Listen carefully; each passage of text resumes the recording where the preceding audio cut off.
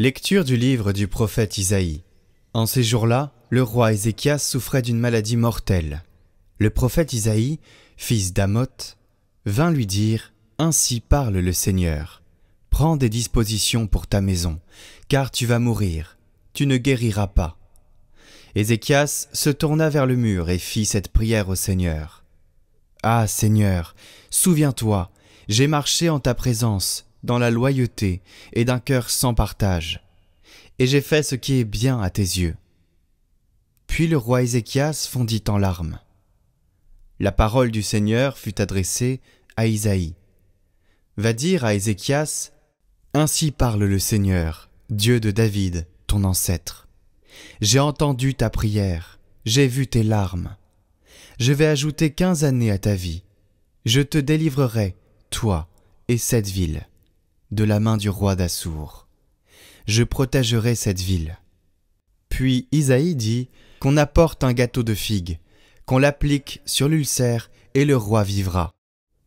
Ézéchias dit « À quel signe reconnaîtrai-je que je pourrais monter à la maison du Seigneur ? Voici le signe que le Seigneur te donne, pour montrer qu'il accomplira sa promesse. Je vais faire reculer de 10 degrés l'ombre qui est déjà descendue sur le cadran solaire d'Akaz. » Et le soleil remonta sur le cadran, les 10 degrés qu'il avait déjà descendus.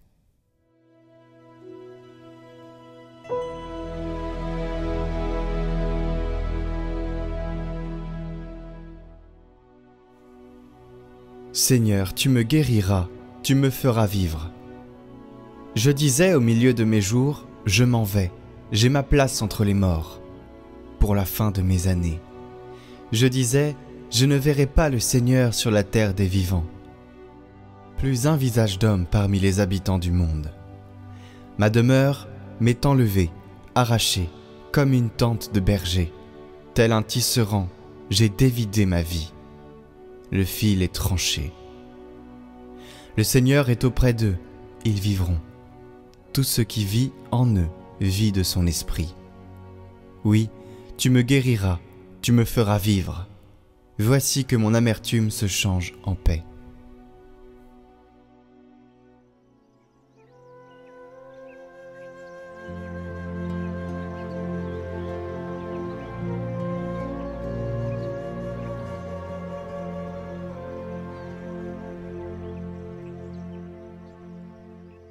Évangile de Jésus-Christ selon saint Matthieu.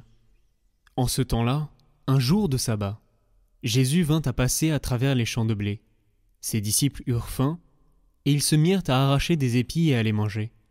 Voyant cela, les pharisiens lui dirent : « Voilà que tes disciples font ce qu'il n'est pas permis de faire le jour du sabbat. » Mais il leur dit : « N'avez-vous pas lu ce que fit David, quand il eut faim, lui et ceux qui l'accompagnaient ?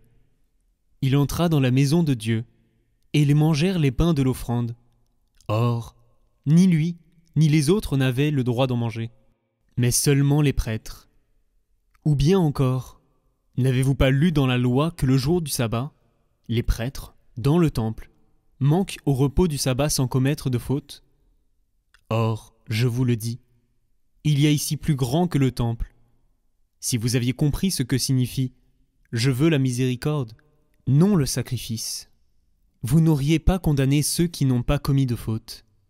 En effet, le Fils de l'homme est maître du sabbat.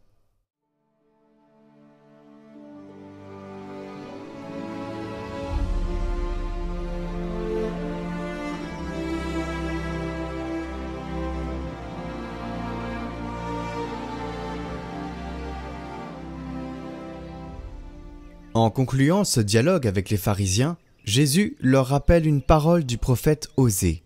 Allez donc apprendre ce que signifie « C'est la miséricorde que je veux et non le sacrifice ». En s'adressant au peuple d'Israël, le prophète lui adresse des reproches, car les prières qu'il élevait étaient des paroles vides et incohérentes. Malgré l'alliance de Dieu et la miséricorde, le peuple vivait souvent selon une religiosité de façade, sans vivre en profondeur le commandement du Seigneur. Voilà pourquoi le prophète insiste. C'est la miséricorde que je veux, c'est-à-dire la loyauté d'un cœur qui reconnaît ses propres péchés, qui se repent et recommence à être fidèle à l'alliance avec Dieu. Nous sommes tous invités à la table du Seigneur. Faisons nôtre l'invitation à nous asseoir à côté de lui avec ses disciples. Apprenons à regarder avec miséricorde et à reconnaître dans chacun d'eux notre hôte. Nous sommes tous des disciples qui avons besoin de faire l'expérience et de vivre de la parole consolatrice de Jésus. Nous avons tous besoin de nous nourrir de la miséricorde de Dieu, car c'est de cette source que jaillit notre salut.